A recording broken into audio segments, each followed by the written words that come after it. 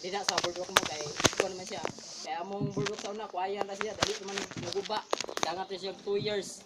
Kunya dali naman siya naguba kay kuayan ra god mo tong gilisdan na mo og PVC kay katong mga guest na mo madlok naman sila musaka sa sahog kay magkutok-kutok man. Mo tong gilisdan mo karon nya mo na siya ang purpose ana among boardwalk para bird watching yun na siya. Kaya naman siya cottage dito sa ibabaw adto ang mga guest na mo mag-stay dito mogamit silang mga binocs na apoy mo gaya nila mo identify sa mga langgam kung unsay mga klase nga na dinhi sa among suba. Mo na dinhi sa Pilipinas natay 71 ka klase sa mga langgam. Napo tay tulo ka grupo gitawag endemic birds, resident birds ug migratory birds. Pero ang resident birds ug tungod kana siya nga mangroves naa say tagok or duga. Pag ang duga niya mo pisik sa imong mata ikat nimo ana mabuta juga. Pero kami igo kami nag Subod ng hangin dyan. Ani kanang sa una gyud ang nagkuhan sa mua before mi nag-open ani among association. Sa una amo ni bawa ni pa pagat pa to bakhaw. Mao to siya among konsulta nag-hire siya og mga marine biologists nga gikan pud sa University of San Carlos. Sila nag-train sa mua nag-seminar nga usay mga klase diri sa among suba. Bungalon ya Abyssinia marina iyang scientific name. Kunya makita nyo iyang puluhan o iyang part bitaw ma'am mura siya og yabas. Makita nyo pero dili siya biyabas. Kung dili usa siya ka mangroves kay kung biyabas pa siya ma'am di siya mabuhi og tubig parat og tubig tabang. Pagwas ka maigo siya sa tubig parat og tubig tabang usa siya ka mangroves. Nagsulo siya ma'am. Nga kini gatubang nato rong duha ka pangpang mao na sa forest of the lost monkeys. Siguro magapangutana mo ma'am nganong karon walay unggoy. Kaniadto sa una gyud daghang kay unggoy. Dinhi ma'am daghang kay mo yung unggoy kaniadto sa una. Pag 1960 to 1970 unya karon wa na mo makita kun dili ako na lang ang nag-intervene. Unggoy. Sa una ma'am katong paghitabo sa una na ay duha ka kanang nang blasting bitaw diri ma'am. Kanang dynamite lang gigamit kana gipabutan nga maong bangag. Makita nyo kana siya nga side sa inyong wala. Na siya bangag din na nya gipabutan nila maayo kay nato sila ng high gold. Kay katong tunguran nga napabuto sila sa ilang dinamita dira mao tungod sa kasaba kay muiko man ka pangpang katong mga unggoy nga nagpuyo sa una diri mao tong nang hawa sila kay gisabaan sila mao tay gihadlukan sa kanang kuan buto. Yo ana. Como ma'am po ganahan mo picture ni pwede na po. Ay nalagtin. Pwede ra ko ako mo picture dito sa tubangan. Picture. Pwede ko ma-picture nyo ma'am yung atubangan.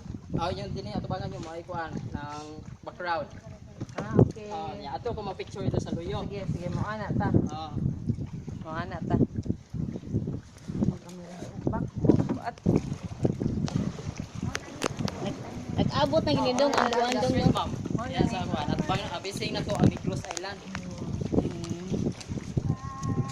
hindi ko kita din. Mara siyang before tamo gawas dito sa river mouth, naatay upat ka ecosystems. So una naatay mangroves, ikaduha naatay beaches, ikaupat naatay coras, ikatulo naatay seagrass. Mara siya ang upat ka ecosystems dako kay siya og gamit. Kay ngano, tungod ang mangroves, mag-una ta sa mangroves. Ang mangroves dako kay gamit kay labi na ingani mag-high tide kay kung mag-high tide man ana siya mulibel ang tubig. Kunya katong mga buntis nga isda nga uban na sa coras sa muyo, musud sila sa mangroves area kay adto nila ipanganak ilang itlog. Sa road sa mangroves kay bagga magayo. Nya ang road sa mangroves dako ko siya gamit kay silbi siya pugong sa mga yuta para ang uban dili ka naman ang kadahili paingon sa dagat.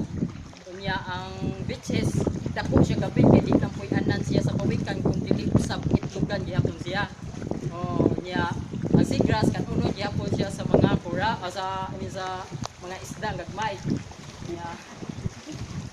Mara siya ang coras dinhi po na unta na to makita ang mga kalinglain yung mga matang mga isda nga napuyo sa sa ibabaw sa coras pero di kay na to makita ma'am kay tungod apong buharon tubig kanang mas pagod magdamay pero kung summer gyud kita kay siya ang coras kay ang dagat mo diri mura na siya og plywood o clean ra gyud siya so nya karon kay kuan man siya kanang natural mo gyud nigo kay Hangin na siya kuan ron buwan nya tiglamig mo na siya dili kayo masyadong tinawat ng tubig.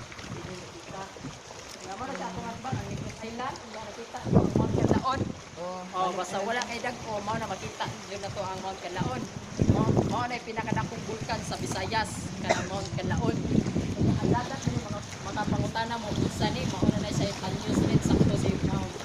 Siya ka Tanyo Street, Tanyo Street Cebu in between to Negros Island. Oo. Mao na siya Tanyo Street kay sa Thunder down to Bantayan, gitawag po siya the biggest marine mammals in the Philippines. Kay tungod dinhi po na to makita ang mga daghang dolphins. Pero dili ta sa akin siyempre di na ko makita, pero once na po siya nga mga kuan mga bubbles na nakita ninyo. Nga mao na siyang kani kay katilado na gyud, mao na siya kaniadto sa una during World War II, adunay budunggo nga duha ka barko sa hapon sa una dinhi. O kay laom naman siya dito or clip naman ba kuan kanang drop off na dito. May imagine nyo, mura siya og pang-pangkod. Pa-clip na siya dito.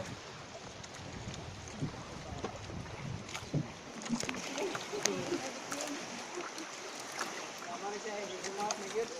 Imagine nyo, mura bakba na yun siya sa